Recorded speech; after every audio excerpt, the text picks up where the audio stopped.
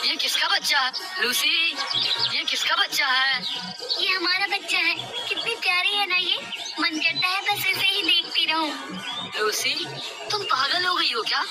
और ये तुम्हारा बच्चा कहाँ से आया? सच सच बताओ, इस बच्चे को कहाँ से उठा कर लाई हो? ये कहानी है सीतापुर गांव की, जहाँ लूसी चिड़िया रहा करती थी। लूसी चिड़िया का कोई बच्चा नहीं था। इस बात पर जंगल के पक्षी काफी चर्चा भी किया करते थे। मुनमुन चिड़िया नटखट बंदर से बात करते हुए कहती है, नटखट बंदर, देखना लूसी चिड़िया बेचारी इतनी दुखी है। इसको एक भी बच्चा नहीं हो रहा। ये बेचारी बांझ ही है। तुम तो जानती हो मुनमुन चिड़िया, लूसी चिड़िया माँ नहीं बन सकती। बार बार उसके साथ कुछ न कुछ हादसा हो ही जाता है। दूसरी तरफ लूसी चिड़िया अपने पति से कहती है, सुनिए जी, मैं भी दूसरी चिड़िया की तरह माँ बनना चाहती हूँ। मेरा भी मन करता है कोई मुझे माँ पुकारे, मुझे ममता का सुख मिले। मैं जानता हूँ लूसी, लेकिन हम कर भी क्या सकते हैं? हम दोनों ने कितनी कोशिश की, इतने डॉक्टरों से इलाज करवाया, लेकिन कुछ हासिल नहीं हुआ। अजी आपको सही लगे तो क्यों ना हम एक बच्चा गोद ले लें? क्या बच्चा गोद ले ले? तुम पागल हो गई हो क्या लूसी? किसी और के खून को मैं अपना नाम नहीं दूंगा।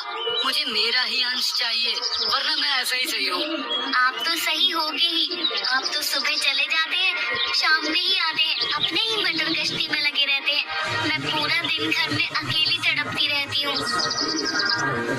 लूसी अपने पति को बहुत कहती है, लेकिन उसका पति सुनने को तैयार ही नहीं था। वो सिर्फ अपने में ही लगा रहता था। उसे लूसी से कोई भी मतलब नहीं था। एक बार लूसी खाना लेने जा रही थी, तो रास्ते में उसे एक अंडा कोने में पड़ा हुआ दिखता है। वो उसे देखकर रुक जाती है। अरे ये अंडा किसका है? ये तो बेचारा फूटने वाला है। इसकी माँ कहाँ है? मैं थोड़ी देर इसके पास ही रुक जाती हूँ, कभी कोई जंगली जानवर इसको खा ना जाए। लूसी चिड़िया काफी देर तक उसके पास बैठी रहती है, पर कोई भी पक्षी वहाँ नहीं आता। जब अंडा बिल्कुल फूटने वाला होता है, तो लूसी चिड़िया सोचती है, मैं इतनी देर से यहाँ इस बेचारे बच्चे की माँ का इंतजार कर रही हूँ, लेकिन यहाँ तो कोई आया ही नहीं, और इस बच्चे को छोड़कर मैं जा भी नहीं सकती। अब मैं क्या करूँ? चलो थोड़ी देर और इंतजार कर लेती हूँ। लूसी थोड़ी देर और इंतजार करती है, पर वहाँ उस बच्चे की माँ नहीं आती। मैं एक काम करती हूँ, अब मुझे इसे अपने साथ ही ले जाना चाहिए, क्योंकि इसे यहाँ छोड़ना सही नहीं होगा। कल मैं दोबारा यहाँ आकर इसकी माँ का इंतजार कर लूंगी। लूसी अंडा उठाकर अपने साथ ले जाती है, और उसी रात अंडा फूटकर उसमें से चूजा निकल जाता है। वो चूजा सबसे पहले लूसी चिड़िया की शक्ल ही देखता है, और वो उसे ही अपनी माँ मानता है। अरे ये बच्ची कितनी प्यारी है। आज तक मैंने इतनी सुंदर चिड़िया नहीं देखी। मेरी बच्ची, तुम्हें किसी की नजर ना लग जाए। लूसी उस बच्चे की माँ की रोज तलाश करती है, पर उसे सफलता प्राप्त नहीं होती। फिर लूसी चिड़िया उसे बहुत अच्छा पालन पोषण देती है, और मन में सोचती है, शायद ये भगवान की ही इच्छा थी कि मैं इस बच्चे को पालूं और इसकी माँ बनूं। भगवान ने मेरी इच्छा को भी पूरा कर दिया। आपका बहुत बहुत शुक्रिया भगवान जी। लूसी ने अपनी बच्ची का नाम परी चिड़िया रखा, और वो उसे खूब प्यार देती थी। कुछ दिनों बाद उसका पति घर आया। अरे ये कौन है? लूसी, ये किसका बच्चा है? ये हमारा बच्चा है। कितनी प्यारी है ना ये। मन करता है बस इसे ही देखती रहूं। लूसी, तुम पागल हो गई हो क्या? और ये तुम्हारा बच्चा कहाँ से आया? सच सच बताओ, इस बच्चे को कहाँ से उठा कर लाई हो? आप कैसी बातें कर रहे हो? इसे भगवान ने मेरे लिए भेजा है। मैं कुछ दिन पहले जब खाना लेने जा रही थी, तो ये मुझे वहाँ मिला, और इसका कोई भी नहीं था, तो मैं इसे अपने साथ ले आई। लूसी, ऐसे ही किसी का बच्चा उठा कर ले आई और अपना बता रही हो? तुम्हें शर्म नहीं आती क्या? और अब इसको पाल भी रही हो? आपकी हिम्मत कैसे हुई इसे किसी और का कहने की? ये मेरा बच्चा है। तभी परी चिड़िया खड़ी होकर सब देखती है, और अपनी माँ के पीछे पीछे जाकर छुप जाती है। अरे तुम कहाँ छिप रही हो? चल चल मेरे साथ, तुझे तो मैं बाहर फेंक कर आऊंगा। गंदी नाली के कीड़े, पता नहीं किसका खून है, तभी तेरी माँ तुझे छोड़कर चली गई। आप मेरे बच्चे को हाथ भी नहीं लगाएंगे। फिर लूसी का पति परी चिड़िया को हाथ लगाने जाता है तो लूसी चिड़िया उसका हाथ झटक देती है और कहती है, आप मुझे छोड़कर यहाँ से चले जाइए। आप अपनी मटर गश्ती में ही बिजी रहो, मुझे आपके साथ नहीं रहना। और हम ही एक काम करते हैं, मैं और मेरा बच्चा अपना अलग घोंसला बना लेंगे। आज से हमारा रिश्ता खत्म। लूसी चिड़िया वहाँ से अपने बच्चे को लेकर उड़ जाती है और अपना नया घोंसला बना लेती है। माँ, क्या आप मेरी माँ नहीं हो? क्या वो चिड़ा जो कह रहा है वो सच है? क्या मैं आपकी बच्ची नहीं हूँ? बेटा, तुम इन सब बातों के बारे में मत सोचो, बस ये याद रखो कि मैं ही तुम्हारी माँ हूँ और तुम्हें मुझसे कोई अलग नहीं कर सकता। फिर लूसी चिड़िया कभी भी अपने पति के पास वापस नहीं आती और वो अपने बच्चे को ढेर सारा प्यार देती है और कभी उसे अपने से दूर नहीं करती। परी चिड़िया भी अपनी माँ से बहुत ही प्यार करती थी और वो लूसी की बहुत सेवा भी करती थी और लूसी उसे कभी भी किसी चीज की कमी नहीं होने देती थी।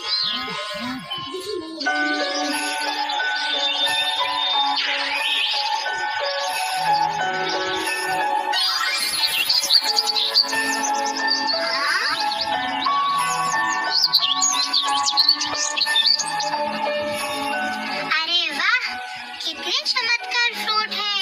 ऐसे फ्रूट तो पहले कहीं नहीं देखे। अब आज देखे हैं तो खाकर भी देख लेते हैं कि इसका टेस्ट कैसे है।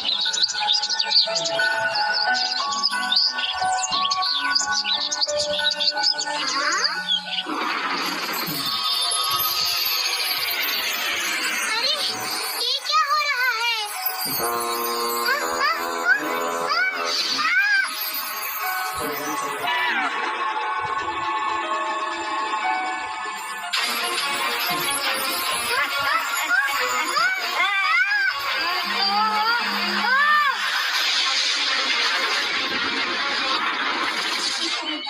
जंगल में चारों तरफ कोहराम मचा हुआ था, हर जानवर परेशान नजर आ रहा था।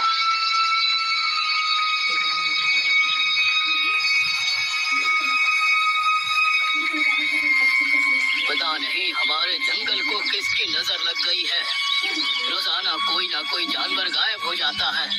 लेकिन शेर खान, मैंने एक बात पर गौर किया है, जो भी जानवर गायब हुआ है वो आखिरी बार रहस्यमयी दरवाजे के बारे में बात करता हुआ पाया गया है। यकीनन वो उस दरवाजे के अंदर ही गए होंगे। लेकिन वो सभी जानवर समझदार थे, रामू हाथी, छोटू हिरन, मोटू बंदर वगैरह, सभी को रहस्यमयी दरवाजे के बारे में पता था। फिर वो क्यों उसके अंदर जाने की जरूरत करेंगे? ये रहस्यमय दरवाजा क्या है? रहस्यमयी दरवाजा काली पहाड़ी पर है। उस दरवाजे के बाहर कुछ नजर नहीं आता, केवल सुनहरी चमकती किरणें दिखाई देती है। आज तक जो भी उसके अंदर गया है वो कभी वापस नहीं आया। हमारे बड़े जानवर गायब होने की खबर गोल्डी को लग चुकी है। वो कभी भी अपने भाई शेरू के साथ मिलकर हम पर हमला कर सकता है। आप दो शेरों का मुकाबला कैसे करेंगे? एक राजा होने के नाते हार मानना मुझे शोभा नहीं देता। मैं उनसे आखिरी दम तक लड़ूंगा। मीठू तोता ये सुनकर परेशान हो चुका था। वो उन जानवरों को ढूंढने के लिए अगली सुबह रहस्यमयी दरवाजे की तरफ उड़ चला। पहाड़ी पर उसको नजर आया कि नीचे कालू भालू गोल्डी से कुछ बातें कर रहा था। ये क्या? ये कालू भालू हमारे दुश्मन गोल्डी से क्या बात कर रहा है? जाकर सुनता हूँ। गोल्डी महाराज, आपके कहने पर मैंने जंगल के सभी बड़े जानवरों को बहला फुसला कर उस रहस्यमयी दरवाजे के अंदर भेज दिया है। अब वो कभी वापस नहीं आएंगे। हमले का अच्छा मौका है। शेर खान आपसे हार मान लेगा और फिर हमारे जंगल पर भी आप ही का राज होगा। अगर ऐसा हुआ तो मैं तुमको उस जंगल का वजीर बना दूंगा। इसका मतलब है कि कालू गोल्डी से मिला हुआ है। इस साजिश के बारे में शेर खान को पता होना चाहिए। तभी मिट्टू को अपने पीछे से किसी की आवाज सुनाई दी। क्या सुन रहे हो बच्चे? उसने पीछे मुड़कर देखा तो वो गोल्डी के जंगल की एक चील थी। गोल्डी राजा, इस मिट्टू ने आप दोनों की बातें सुन ली है। पकड़ो उसको। ये सुनते ही मिट्टू डर गया और फिर वहाँ से सीधा पहाड़ी की तरफ उड़ चला। चील उसका पीछा करने लगी। हे भगवान, कोई रास्ता दिखाओ, वरना मैं इस चील का शिकार हो जाऊंगा। तभी उसने देखा कि सामने एक सुनहरी दीवार चमक रही है। लगता है ये वही रहस्यमयी दरवाजा है जिसके बारे में सब बात कर रहे थे। इसी में घुस जाता हूँ। हाँ, कहकर उसने अपने पंखों को नहीं रोका और उस दरवाजे के अंदर चला गया। अरे वाह, ये तो बहुत अच्छा हुआ। अब ये कभी वापस नहीं आने वाला। कहकर वो वापस गोल्डी और भालू के पास उड़ गई। अंदर जाने पर कुछ देर तक मिट्टू को कुछ नजर नहीं आया। फिर जो मिट्टू ने देखा उसकी आंखें फटी की फटी रह गई। वो एक बहुत ही खूबसूरत जंगल था। उसमें सामने झरना बह रहा था। रंग बिरंगे फूल पेड़ों पर खिले हुए थे। उसने देखा कि उसके जंगल से गायब हुए सभी जानवर अलग अलग पिंजरों में कैद हैं। चारों तरफ नीली चिड़िए हैं और एक चिड़िया सिंहासन पर बैठी हुई है। कौन हो तुम? यहाँ आने की वजह? चिड़िया रानी, पहले आप ये बताइए कि आपने मेरे इन दोस्तों को यहाँ क्यों कैद करके रखा है? अब तुम भी इन्हीं की तरह यहाँ कैद होकर रहोगे। कहकर उसने छड़ी से जादू किया, लेकिन उसका मिट्टू पर कोई असर नहीं हुआ। ये क्या? ऐसा कैसे हो सकता है? तुम पर जादू का असर क्यों नहीं कर रहा? कहकर उसने फिर से जादू किया, लेकिन इस बार भी मिट्टू पर उसका कोई असर नहीं हुआ।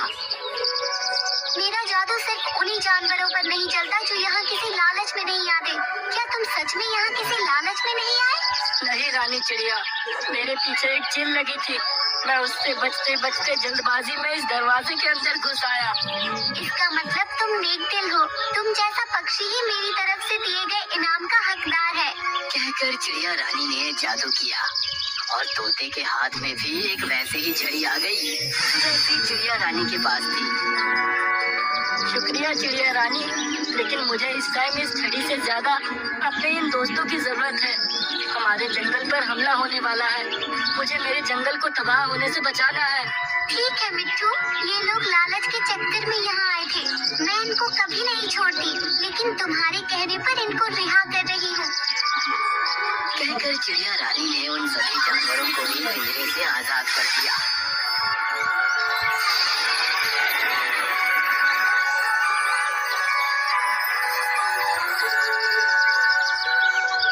इस तरह जंगल पर गोल्डी ने हमला करने की तैयारी कर ली थी। गोल्डी अपने भाई शेरू के साथ शेर खान के सामने खड़ा था। शेर खान, तुम हार मान लो। तुम्हारे जंगल के सभी जानवर जा चुके हैं और हम दो बाघ हैं। तुम अकेले दो बाघों का मुकाबला नहीं कर सकते। कोई बात नहीं, मैं चाहे मर भी जाऊं, हार नहीं मानूंगा। मैं यहाँ का राजा हूँ, राजा ही मरूंगा। कहकर शेर खान उन पर झपट पड़ा। तभी वहाँ मिट्टू बाकी जानवरों को लेकर पहुँच गया। रुक जाइए शेर खान, अब आप खुद को अकेला मत समझिए। सभी जानवरों ने देखा कि मिट्टू अपने साथ सभी खोए हुए जानवरों को लेकर आ चुका है। गोल्डी और भालू भी ये देखकर हैरान हो गए। शेर खान, सारे जानवरों को बहलाकर रहस्यमय दरवाजे के अंदर कालू भालू ने भेजा था। ये गोल्डी से मिला हुआ है। अगर ऐसा है तो इसको इसकी सजा जरूर मिलेगी। तुम एक शेर होकर हम दो का मुकाबला नहीं कर पाओगे। हार मान लो, इसी में तुम सबकी भलाई है। शेर खान अकेले नहीं है। कहकर मिट्टू ने शेर खान के ऊपर अपनी छड़ी से जादू किया और शेर खान के जैसा एक और शेर उसकी बराबर में आ गया। ये कैसे हो सकता है? अब दोनों शेर खान ने उन दोनों पर हमला बोल दिया। काफी देर लड़ने के बाद गोल्डी और उसका भाई थक कर चूर हो गए और उन्होंने हार मान ली। हम हार मानते हैं। हार मानते हैं। अब तुम चुपचाप यहाँ से निकल जाओ और अपने साथ इस गद्दार भालू को भी ले जाओ। ऐसा सुनकर उन्होंने अपने साथ कालू भालू को लिया और फिर वहाँ से भाग गए। शेर खान और बाकी के सभी जानवरों ने मिट्ठू को बहुत बहुत धन्यवाद दिया। उसके बाद सभी जानवर फिर से एक साथ खुशी खुशी रहने लगे और मिट्ठू तोता हमेशा अपनी जादुई छड़ी से जानवरों की मदद करने लगा। वो रहस्यमयी दरवाजा आज भी खुला हुआ है। शिवा